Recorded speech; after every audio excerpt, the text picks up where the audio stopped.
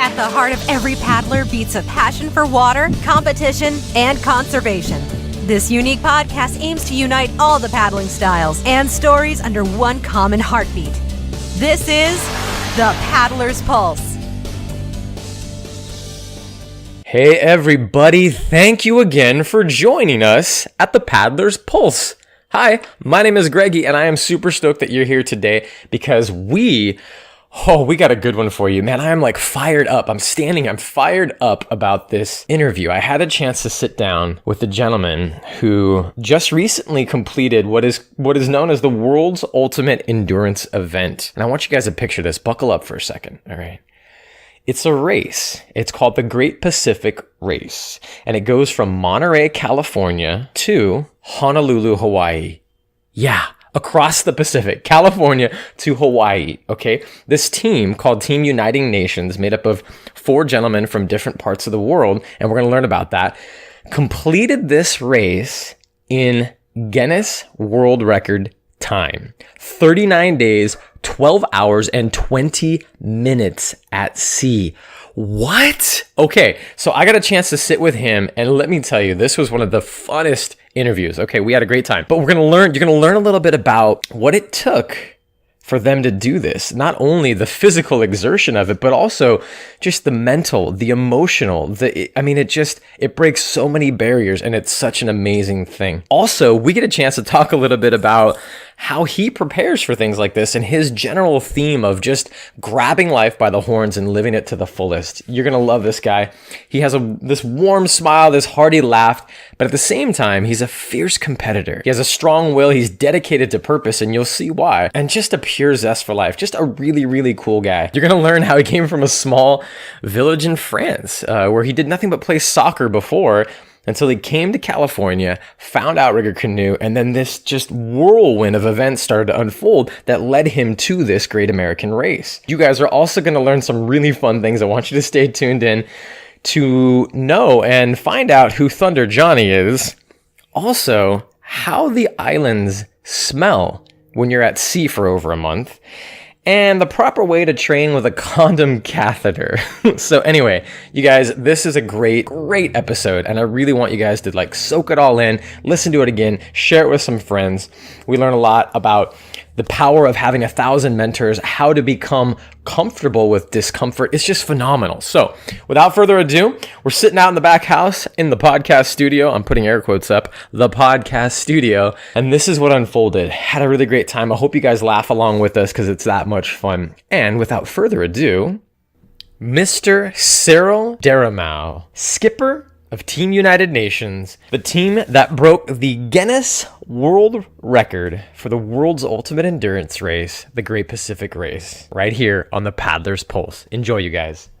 All right, you guys, thank you again for joining us at the Paddler's Pulse. And like I said, today I get the honor and the joy of hanging out with this cool cat named Cyril. And say hi. Hey, so pumped to be here. Yeah.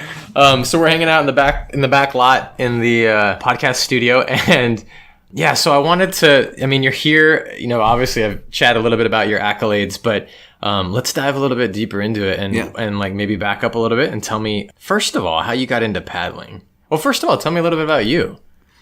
All right. So I'm French. I was born in France from a family of five, 3 brothers, 1 sisters, and very small village, 5,000 people, and really basic normal life. What's the name of the village? It's Saint-Gand-en-Mélantois. Oh, wow. I'm just going to let you say that again. Go ahead. Yeah, Saint-Gand-en-Mélantois, it's the north of France. Okay. And the north of France, to tell you very quickly, it's like London weather. And we say that if it's not raining, it's because it's about to rain. Right? So it's not like California. I like it. So, essentially, these were my roots. And then after I started, mostly traveling just because I love life. I just want to, enjoy new experiences. And I'm a type 7 Enneagram. Yeah. We were talking about that earlier. That's kind of, for those of you, say it again, you're a type 7 on the Enneagram. Enneagram. Yeah. Which is a pretty go-get-em type of person for sure. But you left when? I left it when I was 18.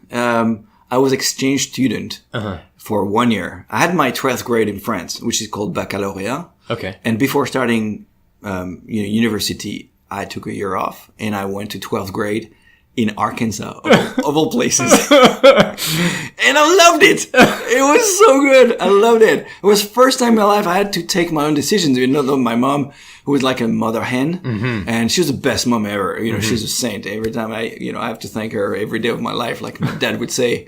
But it was so great at 18 years old to be in an environment that was completely different language, different culture. And that was a keystone for me at 18 years old to leave overseas. Okay. So 18, you left this little village, this tight and collective family. Yeah. I went to Arkansas. So French guy in Arkansas. And it sounds like that cracked the eggshell of your adventure side. I got to tell you first that the idea I had was not to go there. It was, I wanted to go in America. And America for me was, if you go like by the sea here, you see the people over there skateboard and surfing. Okay. So America might have been and palm trees and all that. California or Florida. And they found a family for me in Arkansas. Well, sure, I'll go. Yeah, it's got to be America, right? Yeah. Wow. Okay. So your first experience of Arkansas was what? I show up. I was 18, jet lagged. And the host family that was welcoming me said, all right, we got to go this morning to your host brother's football practice. Football. Yeah, football. And I got there and they say, well, you played soccer? Yeah, that's all I played all my life. Can you kick the ball? Yeah, sure. So after 5 minutes, say, okay, put the shoulder pads on my shoulder. It's okay, there you go. You're in the team. What? And that was a key because once you're playing football, you're like a friend with the whole team. Oh, yeah. Right? And I made the quarterbacks were my friend, and you're instantly like, the cool guy. Cool guy or within the team. And Oh, that's so funny. So spent a year here, then went back to France? Yeah, okay. Went back to France. And then I did international studies for 5 years, of which 1 year in Oxford studying. Okay. It's a master's degree in international business. Okay. A year in Madrid and a year in France, in Paris. Oh, wow. And from there, I moved in Italy for a year and a half. So that was my French, English, Spanish, and Italian, my fourth language. Oh, yeah. So wait, by what age you had 4 languages? I was 23. That's fantastic. Yeah. Wow, fantastic. And what was interesting is that, so I had to leave the year in Spain. And when I went in Italy, I had to completely forget Spanish to learn Italian. And once I knew Italian, then I could come back and kind of juggle with those languages. Yeah. Otherwise, they're so close that you make mistake, right? Oh, got it, yeah. And after that, Italy, I saved a little bit of money, $7,000. That was all I had. And I decided to go on a trip around the world for 1 year. That's amazing. My budget was $10 a day. So. $10 a day for a year? Yeah. Trip around the world. Oh, God. Yeah. So South America, Southeast Asia. I could only go to the countries that were cheap, because, I didn't have money. Yeah, and then I called friends of friends. Oh, somebody, I got somebody over there. You got to see him. Sure. And friends of family of whatever. Right. Talk about building a network. Wow. Yeah. And by then it was just the beginning of emails. So I was using an email. I didn't know how to use it. And, neat. And then probably limited access too, because most places don't have as much. Yeah. Oh yeah, totally. And that was a blast. And I loved Brazil. I wanted to learn Portuguese, so I said after that 12 months, I said, "All right, I'm going back to Brazil." Yeah. I taught English. I did soccer. Most of the thing was soccer. Yeah.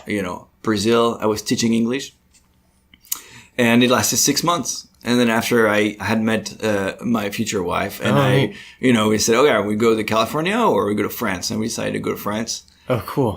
For a year. And then after we moved to Argentina for a year and a half, I was opening the subsidiary for Cooper because that's what got me into the wine business. And you still do that today? Yeah, still work. It's been 10 years in California, always in the supplier side. Okay, cool. Tasting wine. Oh, what a shame. Somebody's got to do it. Yeah, somebody's got to do it. Oh, what a shame. Yeah, but what's funny is that I think it's going to be a recurring theme of this podcast is actually I'm not a winemaker. And I learned on the spot as you say, okay, I got to give advice on products. And they say, all right, go. The more you taste wine, the more you know about wine. Right. And you start by not knowing about wine. Yeah.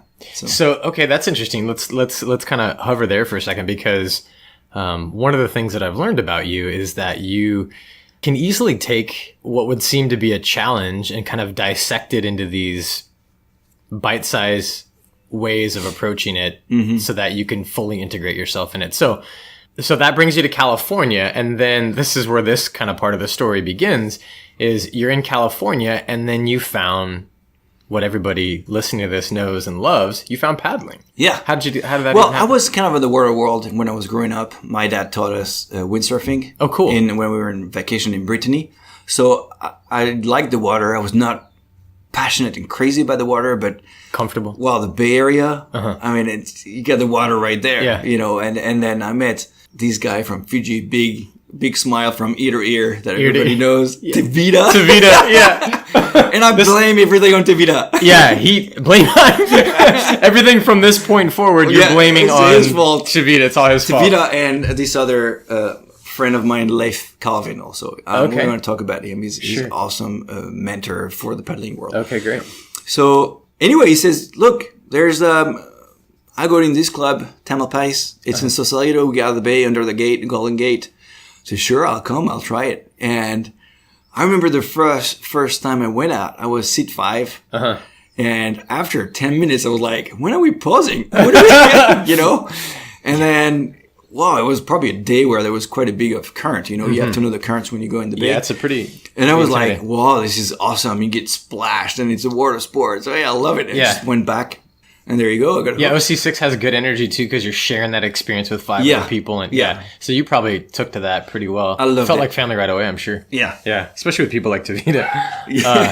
By the way, if you're listening to this and you hear my dog barking in the background, her name is Sinopa and she's hanging out with your kiddos. Oliver and Simon. Oliver and Simon. Yeah, they're watching a movie. So apologize for that. But at the same time, she's adorable. So yeah, tell me more about that. So that was your first experience under the Golden Gate Bridge. That's not a bad first outrigger experience, by the way. Yeah, that would top some people's lists. So it was in the middle of the season, paddling season. Okay. Because I started late. Okay. And then Leif, who was the coach, said, well, there's this around the rock race in 2 weeks. I had paddled for like 2 weeks. And you're doing the race. I said, what, are you crazy? I don't even know how to paddle. Yeah. So you're doing the race and you're going to be seat 1. All right. And I remember being like, how am I going to get ready for this? Yeah. I woke up like at 6 or 7 in the morning, got my pasta. Yeah, fidgety. And yeah, I knew nothing about nervous. nutrition, about sport. All I was playing is soccer until then, you know? Right. Okay, so I did that race. I loved it. And we were cranking on it. Yeah, you know, very novice. But for us, it was the best race, right? And then before you know it, it says, okay, Leif again said, well, there's Catalina coming. It's in a few months. You got to, you know, train more and you're going to be ready for Catalina. I did Catalina that same year. Had you done water changes before that? No. Well, you learn as you go. You make it sound you're in the water, you gotta get in there. You're in the water now, get in the canoe. Yeah. Hurry up. Yeah, you're in the canoe, get in the water. Yeah. Okay, I like how you make it so simple. So, going back to your idea at first is how do you break it down? You got to go Catalina. It's going to be 5-hour water change. Okay, what do I have to learn? You know, okay, you got to get in the boat. So what are the muscles you have to use? Okay, pull-ups. So I'm going to start doing pull-ups. Right. And then, you know, you have to be more endurance. Okay. And Leif would say, well, you got to run the hills and that's going to build your cardio. Right. So, essentially learning as you go by asking people that know. What's the best nutrition? Oh, you got to have some, liquid because it's easier to digest, but, mix of carbs and protein, a little bit of protein.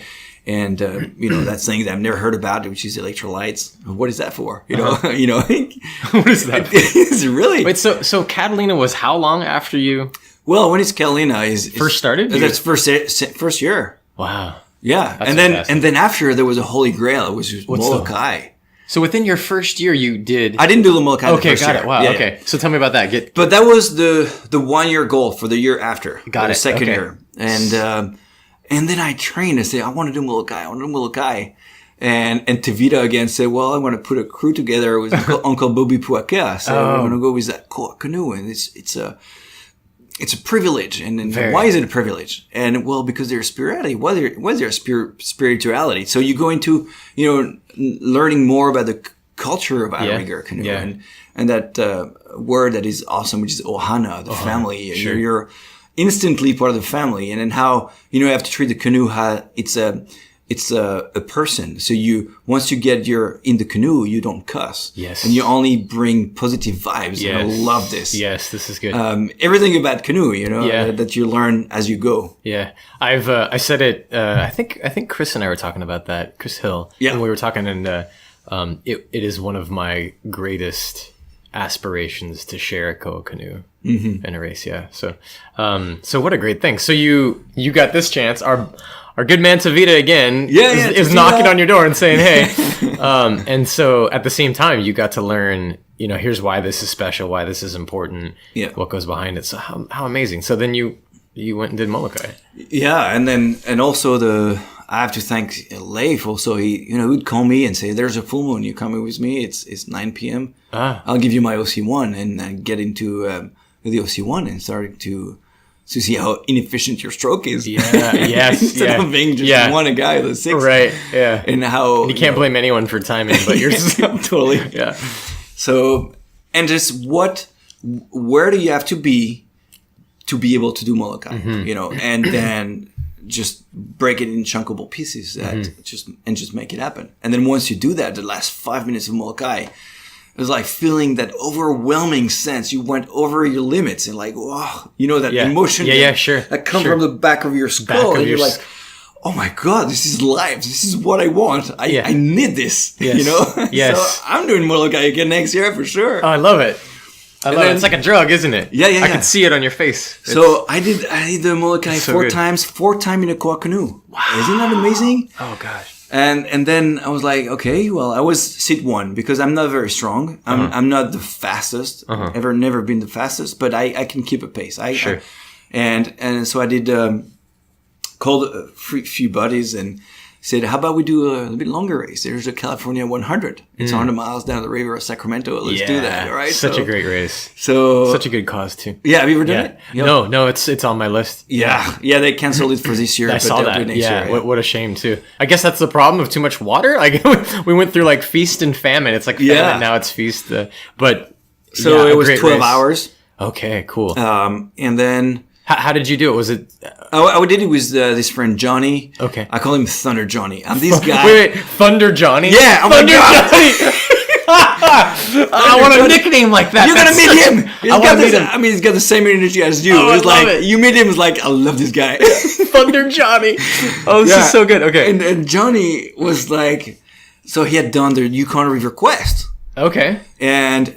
So you look at it, what is a Yukon River Quest? So, well, it's a 440 miles race. And then again, I call those friends Leif and Dan and Tony. Those guys have been paddling forever. Tony did 18 times the Molokai Hoe. Oh, wow. So talk about the guy who was experienced, right? Yeah, he's put some miles in. And his friend Dan and my other friend Matt. And then, all these guys that just come, and his friend Roman. And we say, okay, we don't put a boat together. And they said, well, I don't know if we want to do that. And I was like little spark said, I want to do it. Yeah, I need a crew because I'm not good enough. And we did it. So what was the mileage again? It's 440 miles. And it's divided in 3 legs. The first leg is, we did in 19 hours. And then you stop 7 hours. So the moment you touch the dock, they run a clock for 7 hours. 7 hours, okay. And then you got to be ready. And then, they say 10, 9, 8, boom. And you go again for a second leg, which is 14 hours. Wow. And then you have a stop for 3 hours, and then you do another 10 hours. So it total is 45. Wow. And, okay, so how do you prepare with that? Because the water is 0 degrees Celsius. It's almost freezing, right? Oh, wow. And then how do you paddle for 19 hours? I mean, the Molokai is 6 hours, but you do water change. Sure. So what kind of nutrition do you need? You're going to be cold. You're going to be, paddling for, what is the stroke that you have to have? Yeah. So you go from an outrigger canoe where you're, essentially, Molokai is like sprints. Sure. You do 40-minute sprints, and then you stop 20 minutes. You go, so it's a series of sprints. Well, there you go for 19. It was funny because after 9 hours, like, whoa, I've never paddled 9 hours. And then we're like, okay, there's just 2 more Molokais. I was like, what? You're like, really? That's this is ridiculous. What a perspective. What a frame for it too, right? Oh, that's all. And you did it. Yeah, we did it, and I felt great. Yeah. And these other guys it was very humbling because these guys are super strong, and then you could see them having troubles because maybe they had too much muscle. Then how do you manage your electrolyte? How do you manage everything? Right. And then you mental. So they reached some new ground too. And I remember after, I think it was there 12 hours, Leif, who was my mentor, I was looking up to him. I could see him fail for an hour. It was like, oh guys, I got to stop. I'm feeling hot. I'm feeling dehydrated. We stop. It was so funny in the boat too because we couldn't get up. So for 19 hours, we had a condom catheter to be able to pee. We had to pee. Say it again. You're cracking up because it's so normal to you. Yeah. But I'm going to hang on. So you had a condom catheter. That's what you said. The idea is 19 hours in a boat. You can't get up. So you still have to pee. You have you drink. That sounds like torture. No. That sounds like paddle torture. Like so that's paddle. That's okay. So we actually had to train to be able to pee in a catheter. Sitting down. So what did you do? Drive around San Francisco? Drive around with a condom catheter just to get used to it? Seems like a damn good idea. Actually. Yeah, you have to try it on before. It's like you have to train with your PFD and be able totally to, different. Yep. Move and be as So in the race you do, you kind of push the limit a little bit more. Yeah. And that leads us to that latest crazy challenge that was, all right, I've stumbled upon this website that says you don't have to be a rower to row an ocean. I was like, what? Rowing an ocean? You don't have to be a rower? Well, hang on. Let's checklist it first. So got into outrigger. That was 2009. Okay, 2009. Did the round the rock. Then Catalina. 2010 was my first Molokai. Okay, then 2010 Molokai. Yeah, 11, 12. I did like 3 years in a row. And then I stopped for 1 year. I did the Yukon. Yeah. Did the California 100. And then, so in 2012, I decided to do the ocean row. Okay. Which is in 2 years later. Because I have to learn how to row. I've never rowed in my life. Right. So you had already, at that point, you'd paddled. So, but it's a different thing. The rowing part. Yeah. Okay. I think it was more seeking adventure, feeling that feeling that I was telling you, I called it such a blast. Yeah. Which is the last 5 minutes where, oh my God, this is such a blast. This is such a blast, yeah. You know, you feel like so empowered. Like, this is something amazing I've never felt before. Right. And I wanted to feel it again. Okay. Right. Okay, so you went looking and you saw a website. Yeah. That told you about this race about rowing across the Pacific. Okay. Like part of the mid-Pacific. It's part of the Pacific. Okay. Which is from California and all the way to Honolulu, Hawaii. Wow. Okay. And it's called what again? It's called the Great Pacific Race. The Great Pacific Race. And it starts in Monterey, right? Monterey. It's every 2 years. And the first edition was in 2012. 2014, sorry. Okay. So I said, all right, I got 2 years. And then I speak to my friend, Roman Crystal, who's a paddler, an amazing guy. I mean, he's talking about an adventure. He did so much. I mean, he was in the Olympics for the kayak in 1986. He's a paddler for the Monterey. He paddles in Monterey. Okay. And we met at the Yukon and we get, to be super friend. And they say, well, would you row across with me? You say, yeah, sounds good. Because that's just normal talk for people. So just hey, how do you feel about going across the Pacific with me? That sounds pretty good. I'm in. Yeah, tell me more. Hang on, we have more projects for the future. Oh, I love it. Oh yeah, I think you might be in too. Oh, that's so good. We'll talk about it. Yeah, okay. But anyway, we say, okay, we'll have to put a boat together, buy a boat, see the budget. And again, once you have a big goal, then the preparation has to be bigger. You have to look at finance. You have to look at economics. I love that. Say that again. Once you have a big goal, the preparation has to be bigger. Yeah, it's bigger. Well so 2 years is actually short to prepare for an ocean row. Okay. Because, well, physically, mentally, emotionally, you have to look at all those parameters. How do you get ready for that? Yeah. How do you get ready for sleeping only 45 minutes at a time, and nutrition and training and new technique, using the best form when you row. And if you've never rowed, how do you learn? How do you learn how to row? You've been a rower in the past, yeah? No, I don't have. Oh, I thought you did. Yeah. No. So it's a whole different technique, different motion, different, so you guys are in. Yeah, you're like fist bump. We're going across the Pacific. We're going to raise $80,000. Okay, and how are we going to do that? Look for sponsors, create a website, talk to people around us, and my method of doing things is actually being accountable to people, because I actually go out and I say, I'm going to do this. Right? So if I say I'm going to row across the Pacific and after 2 years, I haven't done it, either you prepare your project and you don't say anything. My way is to say to everyone, I'm doing this thing. Yeah, and they actually motivate you because after 5 months, hey, you still doing this? Oh yeah, I'm still doing this. Yeah. But what happened is that I couldn't make it happen this time. I didn't have the money, couldn't find it. It was really hard. Maybe I was not ready then. Yeah. But so I had to, December 2013, I had to say, well, it's not going to happen in June 2014. Okay. All right, so I gave up on that. But I say, okay, how can I make it happen 2 years from now? Good. You know, and so a couple steps back, but you didn't let it stop you. You kept, and you were dedicated to keeping your promise to these people that you had already said this about. Yeah, and I'm one of these guys that once I have something in my mind, I don't think I want to. It's an itch you have to scratch. Yeah. Okay. And so 2014 was out.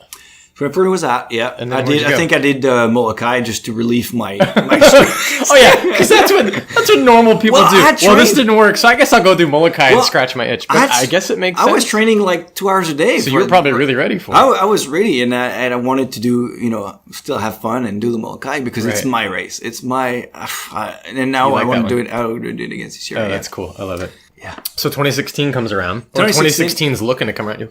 Yeah. This time I go into different conditions. I know I had to find $20,000, and I sit down and I say, okay, what if I save $1,000 for 2 years?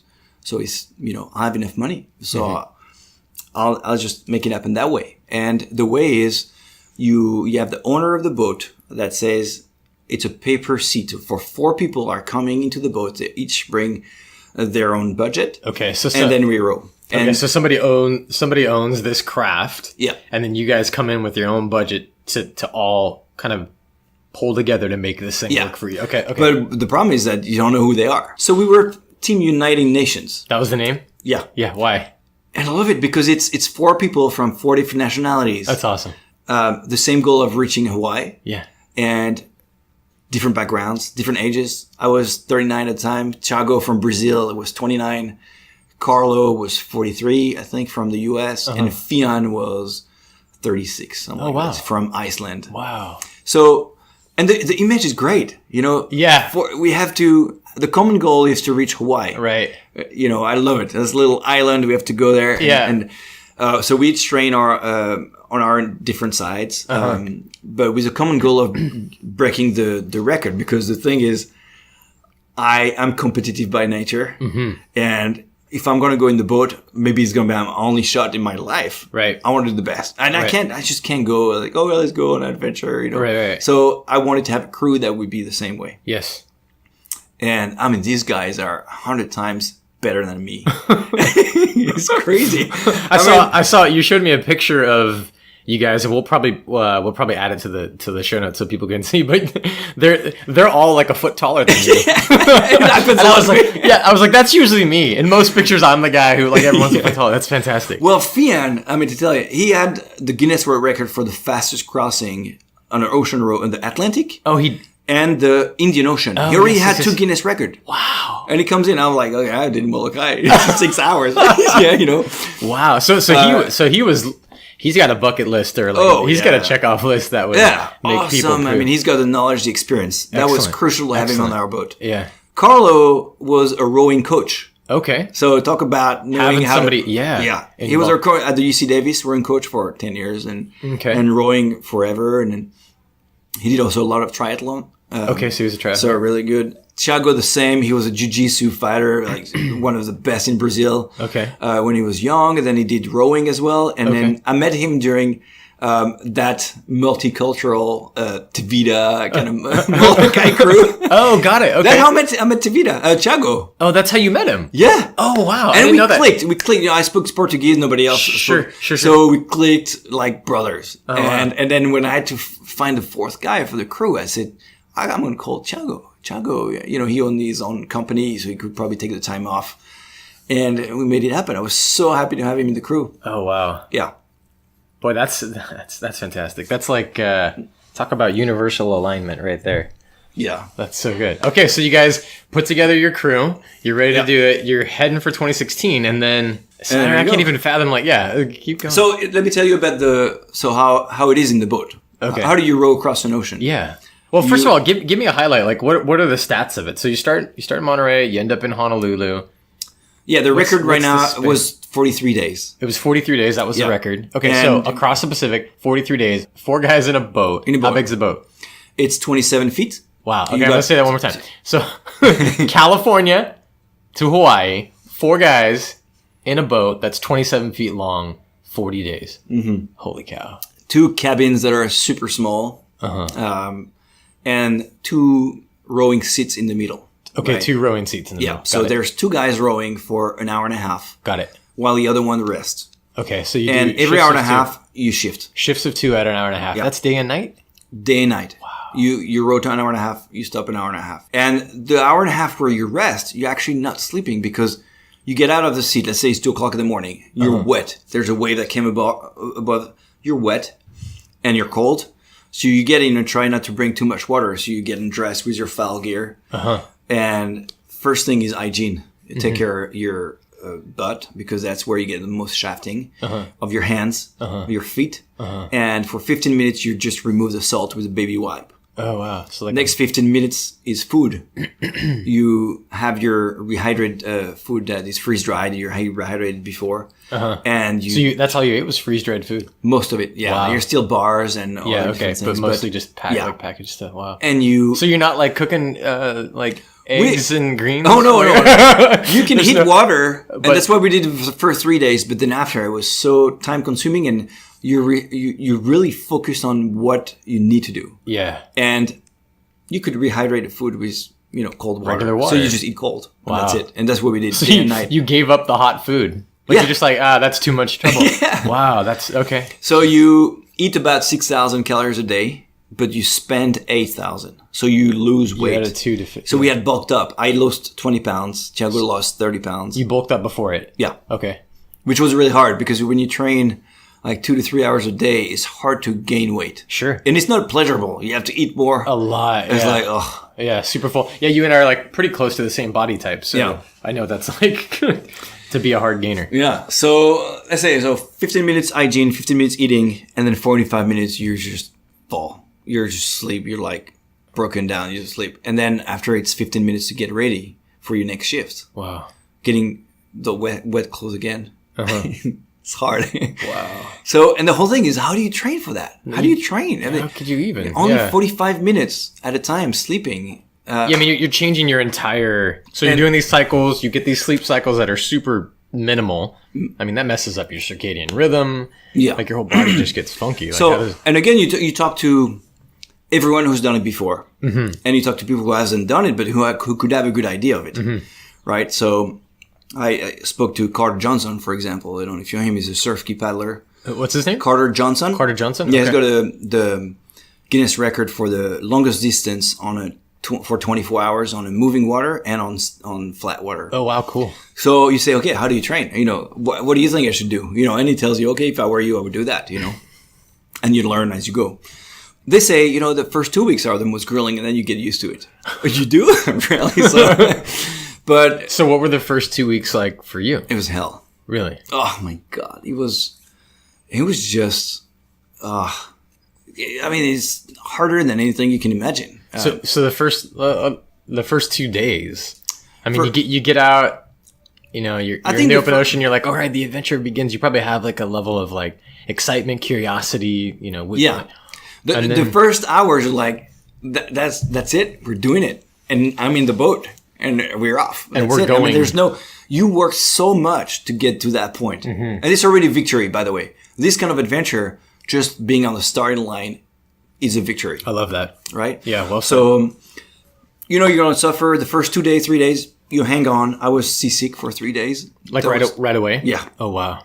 Oh jeez. Seasick And you is- still have to do your shift. Oh yeah, I mean, there's no way you're gonna give up. I mean, it's kind of a question of pride too. So you just go and you do it, right? But the first 2, you adjust to the small environment. You're not gonna walk for 40 days.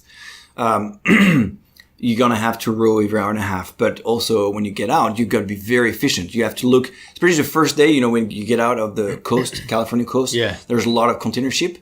So I was the skipper of the boat, so I have to make sure I've a look on that on the GPS. You got the VHF to talk to those container ship. Hey, do you hear me? Do you see us? And And you're just a speck. I mean, you're just a speck on the ocean. If you're only Yeah. 27 feet long and you're floating around in this container ship path. Yeah. That's crazy. So you have new food. Wait, you had told me that you had something on the ship that made them able to see you, though. Yeah. We had the AIS. We have a signal that makes it like we're a big vessel. Okay. Right. So awesome. The big hunters, they say, "Well, I see you, but where are you?" I don't see you. Yeah, I see you on the screen, but I don't see you physically. No, we're a rowing boat. We're gonna row, and we want to go to Hawaii. Yeah. Are you crazy? And then they all went down to their galleys and went, that is absolutely bananas. Yeah. This has got to be a joke. And just these conversations were so fun because sometimes you'll have this Chinese captain, you don't understand what he's saying. Right. It's like broken English, and sometimes you have this very perfect British captain is going to, right. Perfect English. That was funny. Okay, cool. What a fun thing to take away. So a couple days in, seasick. Wow. Seasick. New nutrition. I mean, when you eat normal land food, sure, and then you have nothing fresh, no fruit. Ah, got it. No, just rehydrated, freeze-dried food, essentially, right? And so your digestive system, your body's like, hey, you're rowing 12 hours a day. And the most I had done was like 6 hours per day. That was on a Saturday when I was trying the pace of 2 hours on, 2 hours off. Got it. Okay. And your body's like, what are you doing? You don't sleep. You don't eat properly. You have to drink a lot more than you need because you don't want to ever go to that dehydration. Yeah. Water becomes important. Yeah. And then you're seasick. And then you're a tiny space, and then you go in at night. You don't see anything. No lights. And you got big waves. And how do you row? You don't even know how to row on an ocean that is big. Yeah. You've never been that far. Wow. So it's an adventure. It's good to rely on your buddies and say, okay, let's do this. Next shift, one shift at a time. Yeah. I'm taking that in. Okay, so and at night too. I don't even know if people can... Nights were the worst. Why? Because you can't see any, you don't know waves that are coming. Yeah. And they probably swamp you at some point. Was there a moment when you were afraid? Yeah. I was, so even though the air is not that cold, as soon as you're wet and there's wind, you get cold. Mm. And 2 o'clock in the morning, 4 o'clock, 6 o'clock, you're so cold. You're shivering. Now the next 15 days, you just have to, cleanse your teeth, and then you're gonna get warm. But the first minutes are so hard. Oh, well, let me tell you about the shifts. So from the beginning, we wanted to beat the record. Yes. And that's what Fiann brought us, which is that discipline of looking at seconds. We say that at the Molokai, seconds counts. Yeah, when you do water change, you want to be fast because you don't want to stop. Well, this is so true when you do such a long distance. Let me give you an example. If your speed is 2.5 knots, so it's 2.5 nautical miles an hour, right? Per hour. So 2.5 per hour for 10 hours is 25 miles. Mm-hmm. For 20 hours, it's 50 miles, right? Okay. So for 24 hours per day, for 24 hours, you do 50 miles. Okay. Let's say you do that distance for 40 days, you reach Hawaii. Got it. Which is like 2,400 miles or something like that. 20. Yeah. Yeah. Okay. So if you do 51 miles on average, then you do 1 mile more per day for 40 days. That's 40 miles at the end of the trip. Got it. 40 miles, it's 1 day off, 1 day less. Got it. Right? So just by doing 1 more mile on average per day, you're saving a day at the end. Got it. Right? So that means if you do shifts every hour and a half, that's 8 shifts per day. That means you need to do 100 yards more per shift. Yeah. And then you're going to save a day in the end. Oh, wow. So you're putting yourself on a pressure to perform better than you would normally do. So wow. It's really, really tough. And then the other one is, for example, if you do a shift, eight shifts a day, and you take 5 minutes to do that, to take the shift the teams.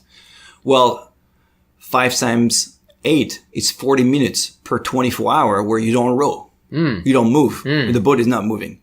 Right? So that's, let's say if you take 10 minutes instead of 5, so you double that time. Mm-hmm. Instead of 40 minutes, you do 80 minutes per day. Right. Right. Let's say you take an hour, like 60 minutes. Right. Well, 1 hour times 40 days, it's 40 hours. Right. Right. So you're losing 2 days just by the shifts. Oh, wow. So we had the discipline to say, instead of doing 10 minutes shift, no, we got to be 5. That means you have to get ready before and then shift. Boom. And that's what makes record breaking possible. So that's what Thiago or Fiann brought us. Yeah, he brought us so much, which is crazy. That's some pretty specific knowledge. Yeah, things that you don't think about. To accomplish, yeah. For example, the record. Nutrition. You don't want to eat salty foods and sweet foods at the same meal. Because essentially if you eat salty food, then you're going to create that stomach acidity and pH and enzymes to digest salty food. If you put any sugar in there, the stomach is going to be, well, I got to create something else to digest that. Got it. Right? So we were only eating salty foods, and then we do a shift, come back, eat sweet foods. We wouldn't mix them. And that's a detail, but in the end, your body is so under stress. You have to make sure that you do those types of details matter. Yeah. Wow. Like, for example, at first I was so tired of going in the cabin, sleep, wake up and eat, and then go rowing. And Fiann said, this is so inefficient because you're on a row with a full stomach. You're going to spend your energy digesting and not rowing. The first thing you have to do is eat and then you sleep, you digest it, you go on the oars, and then you row. And also not drinking when you eat. You drink a little bit just to make it, a little bit in your stomach, but you don't want to drink too much, otherwise you dilute those enzymes, and then you're not digesting well enough. Wow. Right. So the hydration was only when we rowed. Interesting. And those little details you would those are very specific details too. Wow. Wow, that's fantastic. Okay, so each of you brought something pretty impressive. I didn't know what I bring. you know what? I brought the happiness and the optimism. Yeah, you brought optimism, light, energy, and and you brought everybody together. But which was actually like Fiann had a hard time with my optimism. I would wake up, it was like pouring rain and cold. And I was like, what a beautiful day. Shut up. I don't want to hear you. And, he didn't like it. Oh, wow. Oh, man. But I'm sure in the end, with somebody who is as driven as him, I mean, the Atlantic and the Indian Ocean records, I'm sure in the end he thanked you for being there, probably. Wow. Wow.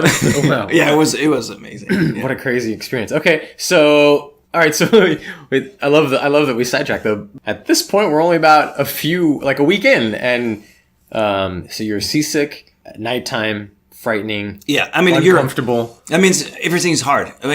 You're constipated. Oh, okay. And you have to go on that Home Depot bucket. I didn't believe you when you said that. Oh yeah, there's no room. There's no water. So for everybody, your bowel movements have to be in a Home Depot bucket.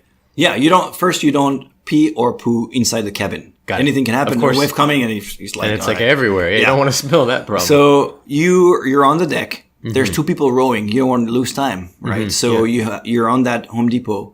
And the only place on the boat where there's room was in front of the rowers, right? So they're looking at you. In fact, the stroker who's doing the pace of the rower was actually touching my knee as I was going. That's called a level of deep connective energy, emotional. But you know what? Supportive. After a while, you don't care. I mean, you probably don't. Got to do what you got to do. Yeah, you're like halfway through. And they're the same way. Mode. They got to do it too. Yeah. Wow. Didn't take a shower in 40 days. Just those wet wipes. Wet wipes. I did wash my hair twice. Okay. Feels so great. The best thing is brush your teeth. Like said, you're looking for those pleasurable things. Like brushing my teeth was such a pleasure. Wow. I don't know what the hair thing is like, but yeah. But yeah, I can get that. Okay, so you're like a week or so. I just want on an emotional level, like how did this impact you? Like where does your brain go? Where do people's brains go? Like how do you even? I think it depends on your personality. I'm very emotional, and I embrace the emotion side of me. Okay. And that's what gives me strength and motivation. For example, I was thinking about my kids. Good. And I cried every day because it was like, oh my God, I'm reaching my, after a month, I was like, I'm done. I mean, after 2 weeks, after 3 weeks, I was done. It was just and I guess it was just that, when we talk about mental strength, you just have to be mentally strength to be, those are little battles. That you win. And I'm not that strong. It's not like you're a commando and go and do 50 push-ups. It's when you don't want to do it, having the strength to do it. Right. And it's like when you train, you say, okay, I'm going running tomorrow morning at 5 a.m. Right. And then you wake up and you turn off that the alarm clock. And you're being like, mentally strong is for those 2 seconds saying, I'm out. I'm getting up. I'm going anyway. Right. Yeah, And I have to be able to do that, you have to do that 100 times a day. Right. You don't want to eat. I got to force myself to eat. Okay. You don't want to wash yourself. Hygiene. Every shift, you got to put that soda cream on your butt to make sure you don't shaft. You got to make sure that, you have to clean the deck of the flying fish that are, because... Wait, say that again? You have to clean the deck of flying fish? Fish? So the last 2 weeks, before you get to Hawaii, at night, you have a little bit of light, and then the flying fish are attracted by light, and they just jump on the boat like these little tiny fish, and they go everywhere. So you're like... They stink. Really? Yeah, they hit you in the face. Oh, really? That's like the movie Life of Pi. Yeah, exactly. Wow. You're like the real life Pi. That's incredible. Yeah. Oh, so a little side note. Yeah. We haven't seen whales. We've seen dolphins in the Monterey Bay when we left. There was a pod of 40 dolphins the day before we left. It was like, oh my God, that's a sign. Good energy, yeah. Love it. But we didn't see too much out in the ocean. But birds. Oh my God, the birds. You got an albatross. You're 1,000 miles away from the shore. And you're in the middle of the Pacific, and you see those birds coming in. You say, what? What are they doing? Yeah. What are they doing? How can they go so far from land? It's beautiful. That's cool. Beautiful. That's really cool. All right. I'm sorry. I have to take a breath from the journey, and I didn't even do it. Okay. So you're rounding. You're kind of getting close. You're about a week out. What's going on with you then? Oh, then you count the days. The really? hardest Okay. was really to get to the midpoint. Okay. Because until you reach the midpoint, whatever you turn did around, is not enough. Okay, got it. Yeah. Oh, I see. Right. So you're gonna have to do more than half, and then as soon as you pass half point, then you say, okay, now I'm downhill. Right. So it gets easier without getting easier. I mean, because we still had a schedule to beat the record. Sure. And we were on a good track. It was a year where actually the conditions were bigger. So we had bigger wave, bigger wind. We had this router in France, this French guy who told us every day, okay, these are going to be the next conditions of the wind and the tide and the size of the waves and the currents, etc. Just to tell us the best way to go. Mm-hmm. But it's really one day at a time. Wow. But the last week was the best. Oh yeah, you get to Hawaii, you get these beautiful islands. Yeah. Yeah. Oh, that's such a blast moment. Yeah, you're kind of like, okay, it's actually so probably similar to the feeling that you had when you were on the boat, like when you're a day and you're like, oh my God, we're here, we're doing it, and then you see the islands, you're like, oh my God, we're here, we're finishing it. Yeah. Probably. And then you smell the land. Oh, interesting. Yeah, because you always say, the ocean has a smell. Yeah. But actually, in the ocean, there's no smell. Huh. Except for flying fish on the deck. But, what you think is the smell of the ocean is really the algae and the kelp and really what's on the rocks on the shore. That's what smells. Interesting. Once you're in the middle of the ocean, there's no smell. There's no smell. So when you go in the islands far away, you can smell the dirt. You can smell the... Oh, I love that. The earth. Oh, I love that. Which you don't really remember. Yeah, it's like, oh my God, I love it. Oh, I love that. That's fantastic. Okay, so you're a week out. And a couple days out, and then you see the islands, and then you're heading towards. You could smell the islands, and then what? And then it's happening. You're gonna do it. You got a family waiting for you. Oh wow! And then you're deprived of so much. You don't have a pillow. My sleeping bag was wet from week 1. Wow! So you sleep in wet conditions. I've got fungi under my nails. Oh wow! My hands. You've seen pictures of my nails. Of hands. It was they're freakish. Yeah, they're crazy. And then no fruit, nothing cold. So you're looking for that beer, or there's nothing warm. There's nothing that you've been cooking like a real home cooked, like a meal. All you want is those simple things. You want a shower, you want a pillow, you want a hug, you want human contact. You miss human. Yeah, so you're looking forward to that. And so you get on land, and God, what a thing to be like salivating for, so to speak. I wanted you're like a day out. You could probably see land at that point. Yeah, and you're like, oh, you wanted ice cream? Yeah, I wanted ice cream. Oh, how funny! What a great thing. What did you have? Did you have ice cream? What was your ice cream? I don't remember. Vanilla. It doesn't matter. Yeah, I don't care. It was ice cream. Oh, there was fruit. There was a pizza. Oh, pizza, fruit. Wow. Yeah, and then family, just a shower and people in a shower. Loved one. Now, when you when you guys landed, did you know at that point, like, we did it? Yeah. We knew we broke it by 4 days, so we knew. So you already knew. Okay. Yeah.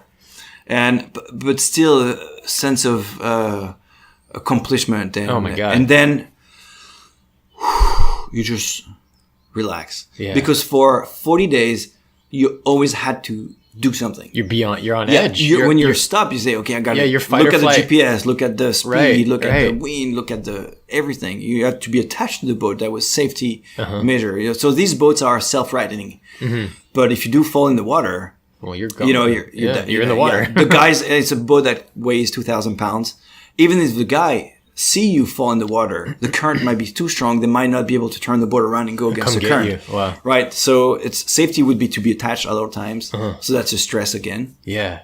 Like you're, like I said, you're just in this fight and flight mode for 40 days. Yeah. And that's very long. Think about what you're doing in 40 days. Yeah, I don't think anyone does anything consistently for 40 days except maybe, make coffee in the morning. That's about it. Yeah, wow. But again, I'm not an athlete. So I had to, before was, okay, what would be the things I have to learn before doing that? Learn the electricity of the boat, learn nutrition. And I started Zazen, which is a Buddhist meditation. Yeah.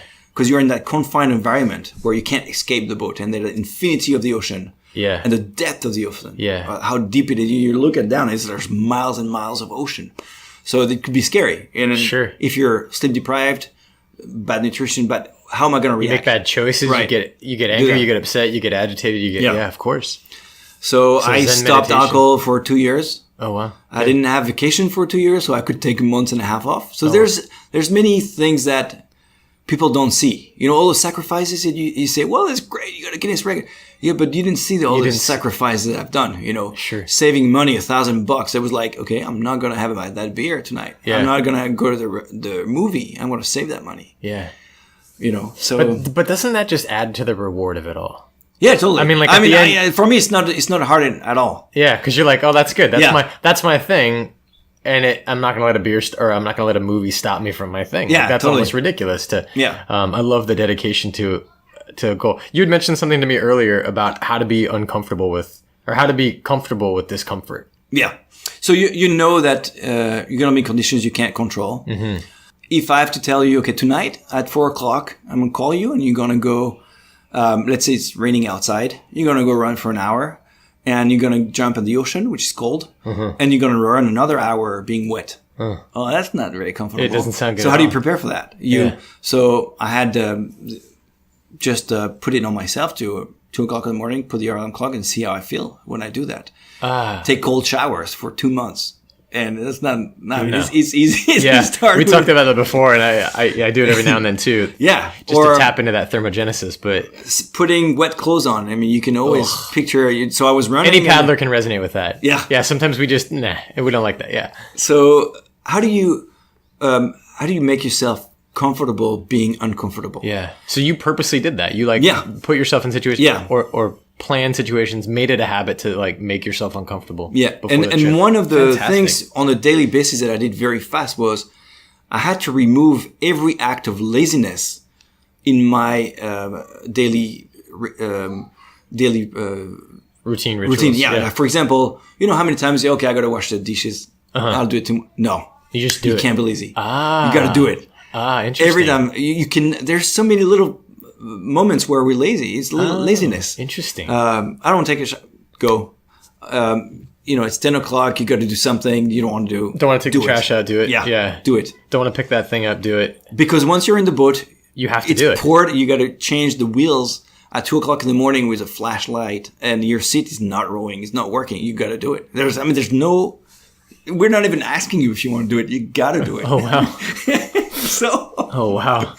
That's incredible. So I'm going to come a little full circle here. For people who don't get it by now, or who didn't pick it up, this is not your natural thing.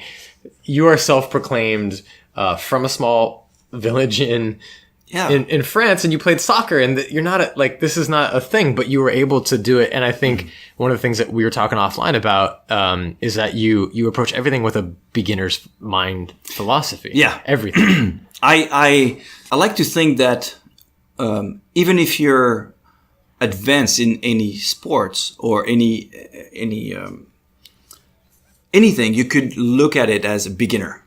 Say, what more can I learn? And that's Leif Calvin was telling me. I mean, he's the best paddler ever. The guy just looks like flawlessly. You feel like he's not doing anything. He's like so much faster than you. Oh, I love it. And he's got this beginner's mind. And I think he gave it to me. Say, well, you can always learn something. One thing is to feel that you can still learning after even 10 years of practice of anything you've done, but also not being uncomfortable starting new. Got it. I just started surf ski. Oh, yeah. And I've never done anything. Well, yeah, I'm going to fall in the water. I'm going to try, I'm starting guitar. I've never played guitar. Love it. Start doing it. Yeah. Not being afraid of being a beginner. Yeah, that's cool. Yeah, I think, you were saying that it's so easy for us to think that, like, we got to be the best at something and we got to, like, come out the gate swinging hard and, but that stops people from ever trying because they're like, well, I couldn't be great at that. Yeah. So I might as well not even try. And you're saying just always try, like always. Yeah, totally. Have the possible thought. Like if you're 40 years old and you've always wanted to play guitar, well, start it now. You're going to be a beginner. Yeah. Okay, maybe the guy who's 20 years old is going to be much better than you. Sure. But 10 years down the road, you're going to have 10 years of guitar when you're 50, right? So it's okay to begin at any age. Yeah, I love that. Another thing that I thought was really awesome that you had mentioned, and I certainly got the theme throughout as you're sharing some very pivotal names and people who have been a part of your journey. You had used a phrase that I thought was phenomenal, and that is like a man built from 1,000 mentors. Yeah. Yeah. Tell me about that. Well, because I'm not a professional. It's not what I do. I was relying on the people around me to give me their knowledge.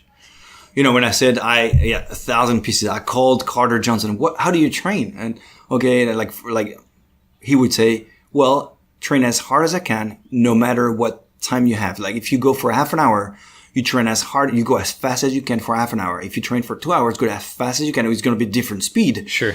You train as hard as you can for 2 hours. If you train 10 minutes, go as fast as you can for 10 minutes. That's a good piece of advice. I'm going to apply that.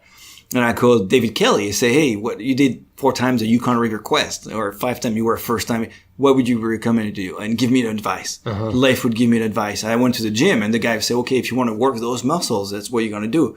Pull-ups and clap, and push-ups, but you have to clap. You have to be explosive. So you learn from all those different people. And maybe, okay, I was the guy arriving to Hawaii, but all these people that made it happen are the people that are invisible. Yeah. That maybe didn't say, you're crazy to do that, but say, yeah, that's awesome. Go for it. How can I help? Yeah. Wow. That's great. That's how you have a good mentor or person on your side. They're like, yeah, the share of knowledge, and the share of wisdom is phenomenal. This is awesome. I gotta tell you, it's so fantastic. I just taken it all in. But I'm a regular guy. Huh? I'm a regular guy. I see my kids and who are they inspired by? They look at Stephen Curry on the TV and they're inspired by them. Yeah. I'm inspired by them. I'm inspired by Danny Ching. I mean, this guy is a machine. I mean, I'm not his ankle. Yeah.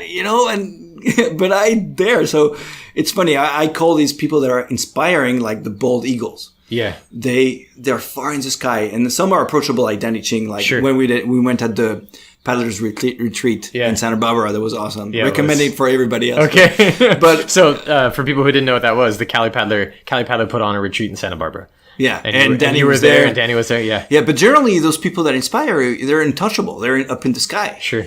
And I still wanted to be inspiring some people. Yeah. So I guess I was the flying cow because I'm a regular cow. You see cows every day, but And why do I want to inspire people in some ways? Yeah, and why I wanted to do this podcast because you never know who you're going to inspire.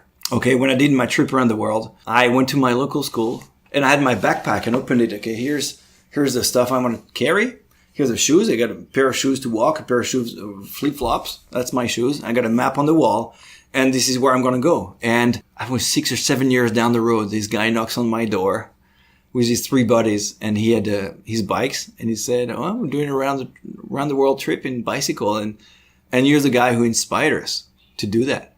I said, "Are you kidding me?" I didn't remember the guy. He was in the school. Yeah. Oh wow.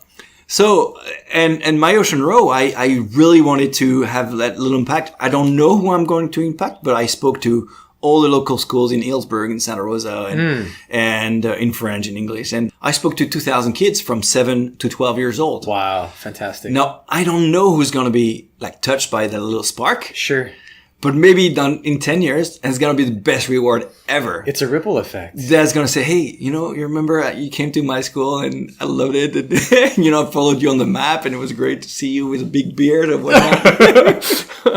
Yeah, and I'm going to do the same event. Or maybe they come to you afterwards and say, oh, yeah, I did the same event and I beat your record. Yeah, I love it. That'd be pretty cool, huh? Wouldn't it?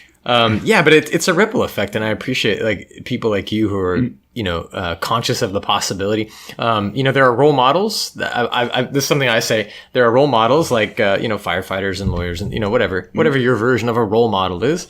But I also deeply believe in the power of what I call a possibility model. When you do something in the world where other people go, "Whoa, that's possible," and then something changes and it shifts something in them, and I think that's without a doubt something that the Great Pacific Race and you guys have done, which is amazing. I'm still wrapping my head around it. I hope, I'm pretty sure everybody listening to this is kind of jaw dropped at just all the amazing things that you've been able to do. They should get in touch with me because I actually created that website, CDX Pro. CDX Pro. CDXPro.com? Yeah. Okay. Which is a non-profit. It's actually non-profit. It's not even like declared or anything. It's just a website I put together where I offer people that have a goal that they want to do, they have been willing to do for many years, and they just don't know how to make it happen. Okay. That I'll sit down with them for an hour and we'll try to see how we can make it happen. That would be fantastic. Great. Okay. Yeah. So CDXPro.com. Yep. They can hook up with you there. I want to know some of the, if you're listening to this, I want to know some of the challenges that people bring. Because that is fantastic. Well, because what you've always been able to do is you take these like big things that look daunting and you break them down to bite-sized pieces that can get done on a schedule, that can get done with some clarity, some regularity, and then you can actually do this thing that you've been excited about doing. Yeah. That maybe has just looked like a out of reach thing. Yeah, like let me give you the first example. People ask me, okay, you did a trip around the world. I mean, but it was hard to plan. It was not hard to plan. I took a flight to Nicaragua. Once you get there, well, you're in the airport, you take a bus to find a hotel, you get into downtown, you got your guide, you look at 3 hotels and you take a hotel with your price point. Next morning you wake up, you say, oh, I'd like to visit something. And there's 3, there's this mountain I can climb, there's this river I can cross, and this cathedral I can go and see. Well, I'll do this one, and you do it. And the next day you want to change city, you take a bus, it's so easy. You just keep going. Right. Yeah. And people say, well, how do you do it? I mean, I've never been there. Well, of course you haven't been there. So just make it happen. And people say, well, you speak 6 languages. How do you learn? Yeah, but you learn that by doing it. Yeah. Yeah, you learned your languages by actually doing it. But people might have wanted to live overseas. And then say, you want to live in Argentina. Okay, let's sit down. And you want to go when? In 1 year. Cool. You got to learn Spanish. You got to translate your resume in Spanish. You got to start talking to people who've been to Argentina. All these little details. There's so many things. It's not so complicated. So I guess I'll be just holding their hands until it happens. Yeah. And I love that. Oh, that'd be so rewarding, wouldn't it? Yeah. And it could be running a marathon, a triathlon, losing weight, learning a language, travel overseas. You name it, whatever you want to do. And it could be small. But then once you do that, then you do a little bit bigger. You do your around the world Alcatraz race. Yeah. And then you do Catalina. Yeah, and then you do Cali. Your around the rock becomes bigger. Yeah, it becomes Catalina. Totally. Then it becomes Molokai. Your thresholds changes as you do those. You say, I've done that. I can do it. But the dynamics are the same, right? I mean, you break it down. It's mental, it's physical, it's emotional. Like a lot of the dynamics are very much the same. It's just a different scale of doing it. And that's kind of, I can tell so far, that's how you look at those. That's how you look at those things. Okay, so then will you train me for Molokai? Will you help me get ready for Molokai? I want to be Molokai with you in the boat. Yeah, that'd be even better. Oh, wow. That'd be quite an honor. I think we could probably go on for another hour or so. I love this. I know. It's so great. Thank you. Thank you for doing that podcast. I think it's amazing. It's a gift to our paddler and our tribe, the people who like the Paddler's Pulse. What's your next adventure? You got to have something on deck, man. All right, so I got one. So when I arrived in Hawaii, I was 39 years old and 10 months. And we did 39 days and 10 hours. Wow. So I said, well, we're just under 40. Yeah. And now that I'm 40 years old, I want to cycle across America from San Francisco to New York. Oh, wow. And the time should be good. If I do, it's around between 3,500 to 4,000 miles, depending where I go. Okay. But if I do 100 miles a day for 40 days, then I'll get to the East Coast. I want to do, the first picture will be with me with a bike, with the back of my tire on the Pacific Ocean. Oh, cool. And then go across the U.S. in the front of my bike on the Atlantic Ocean. Yeah, I love it. What a great idea. What a great visual, too. Oh, fantastic. So... And then the other thing is, I was not a rower, but I rode across mid-Pacific. Yeah. I'm not a cyclist. I've never done more than 20 miles. Beginner's mind. Yeah. I just bought a bike and now I'm putting my ass on the bike. And it's going to take you across the United States. Yeah, and then I can take a shower every once in a while. Yeah, it might be a little bit different. If you needed to, you could stop. It's a little bit different, yeah. Yeah, and meet people. I think the people component also is something I missed. Oh, you're probably going to very much enjoy that part. But the other, I still want to do Molokai this year again. Great. With the Vida. Just because it's such a pleasure. I love to share things, you know. Good. So I want to do that. And maybe, have you heard about the Texas water safari? No, tell me So about that. it's like a very long race. That's 300, 400 miles in Texas. Okay. And you have to do portage. So portage. Okay. Yeah. You know, a leg, and then you have to cross and run with your boat on your shoulder. Oh, wow. Yeah. It's more of a marathon canoe. Okay. But I can That sounds learn like that a lot too. of fun. Yeah, I could learn that too. Oh, man. Super inspiring. Well, okay, so people can find you at cdxpro.com. How else? Are you like, I mean... Well, I you created get this followers? website, Underwater 360. Okay, On the Water 360. Yeah, Okay. but I've got this new Facebook page also for Let's Cycle. It used to be Let's Road to Hawaii, and now it's Let's Cycle Across America. Let's Cycle Across America? Yeah. Okay, that's your website? Yeah. So the first one was Let's Row to Hawaii? Yeah. And the second one is Let's Cycle you Across... can change the name of the page. Oh, how funny. Yeah, I love it. And maybe it'll be Let's Do Something Else after. Yeah. Do you have any aspirations to do climbs? Like Kilimanjaro or something like that? Yeah, That I that do could with be. you. I'm not so much of a mountaineer. I don't like Okay. to be cold. Oh, got it. But sure, that'd be great. Yeah, that'd be fun. Okay. Well, you keep me informed of your adventures, and I would love to join in sometime. Yeah. Yeah. Sounds Thank great. you so much for joining me. Oh, this went so fast. Yeah, I know, right? We could probably fill another hour easily. But yeah, it's been an honor, and I really love what you're doing, and I really love how you get out there and do these amazing things to try to get people maybe off the couch, but just to be able to leave a legacy that is a ripple effect. That's a beautiful thing. So, Yeah. go ahead. No, I was going to say that it's kind of a way of teaching to my two boys as well. You know, it's hard to teach anybody values. Yeah. How did my parents teach me any values?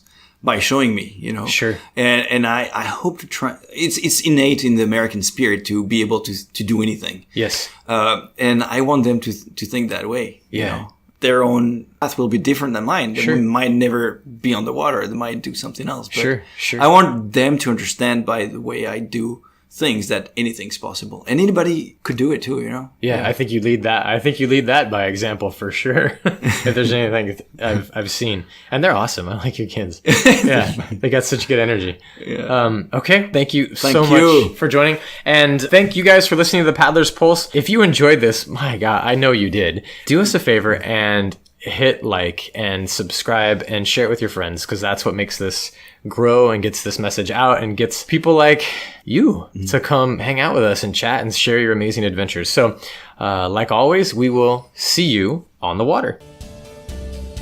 Thanks for dropping by to listen in. You, yes, you, are the great people that bring paddling to life. Join us next time, and please don't keep us a secret. Like us on iTunes, share with your buddies, and keep the Paddler's Pulse pumping. See you on the water.